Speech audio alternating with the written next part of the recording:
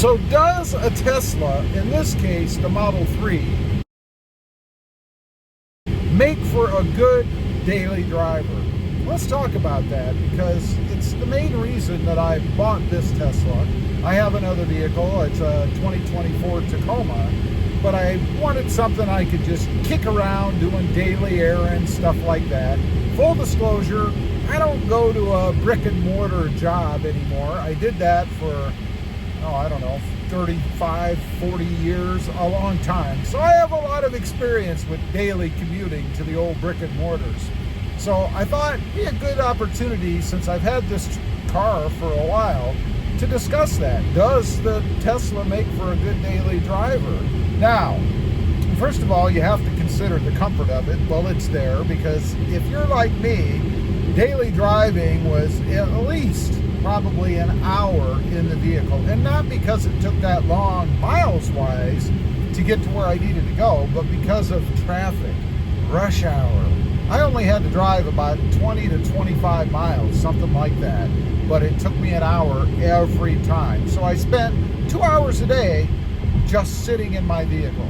This Tesla would be perfect for that. Lots of stuff you can do in here while you're sitting, like looking at the gorgeous giant screen down here. Plus it's fun to be in. And that's the next thing, is it fun to drive? Because even if I'm sitting in rush hour traffic, during those breaks where you can actually get up to speed, I like to have fun. I like to go. I like to change lanes. And for that, you need acceleration. And everybody knows electric vehicles are great when it comes to acceleration, right? No normal ICE vehicle, unless you're driving a supercar or something, is going to even compare when it comes to the acceleration and performance of an electric vehicle. And the Tesla is no different. It's a blast to drive, fun to zip around in. You can actually see out of it, which is nice when you're flipping lanes on the freeway, which, let's be honest, if you left a little bit late, you're trying to get there so that you're not late getting to work, you might drive a little more aggressively. And you kind of need to see when you're zipping out of those lanes, right? Even getting onto the freeway on that entrance ramp, you want to get up to speed right away. No problem at all with the Tesla. Pump down on the accelerator and you are gonna move. Love it. But the biggest thing, and probably the biggest thing that people are concerned about, of course, is economy. You know, I drove trucks for a long time to work, pickup trucks, full size, mid-size, and we all know they don't get great gas mileage, right? Up until my latest purchase, the 2024 Tacoma, I was getting somewhere in the 14 to 16 mile per gallon range. That's not good, especially when you're in rush hour traffic and you spend a lot of time just sitting and burning gas. Although my new truck, it does have stop start or auto stop in it. Can't stand that, by the way. It's supposed to save gas. I don't know how, when you're in rush hour traffic and you move 3 feet, stop, sit, the truck shuts off, and then it restarts as soon as you let off the brake and go to move again. But anyway, they're definitely not as good on power. Acceleration, no, none of that. Economy, this does burn electricity, of course, but it's pennies on the dollar as compared to gasoline. And I love the convenience of it. You know, with this car, the way I have it set up, when I come home, I plug it in, and with this battery, I can do that every time, regardless of the percentage of charge level. But I plug it in every night. When I get up in the morning, it's ready to go. Full 100% charge, no problems. Hopefully, Tesla's going to go to this. I think it's a nickel cadmium battery, if I'm not mistaken. It's the one that's not supposed to develop memory, and you can actually charge it not having to worry about what percentage you're on. I know the golden rule for the other Teslas is don't charge above 80%, because if you do that, you're going to shorten the life of the battery, you're going to have problems. I don't have to worry about that, and I don't worry about that. I plug it in every night.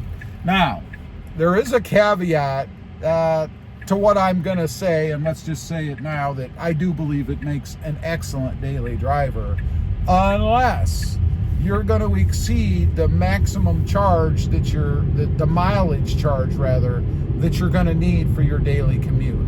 I know there are some folks out there that drive a lot of miles. They might live out in the boonies somewhere and then have to drive to a city to go to work.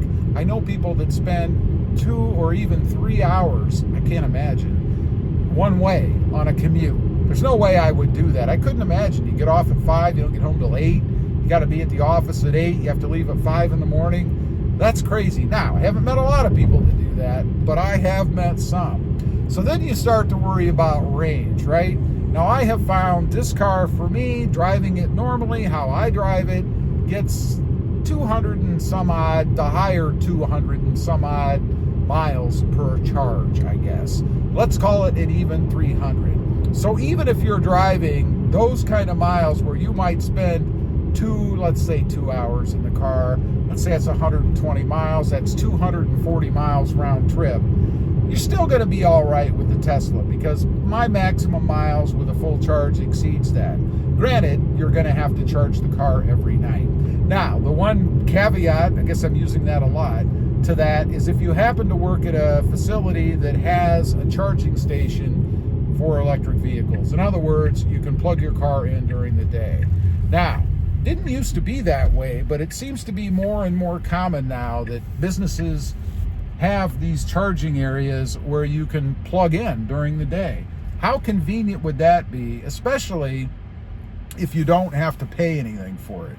Wouldn't that be nice? That would be free charge, at least free one way. I mean, if you have to drive the car at night, I suppose you're going to have to charge it up even more at home. But nonetheless, you might be driving your Tesla for free, absolutely nothing. And wouldn't that be something?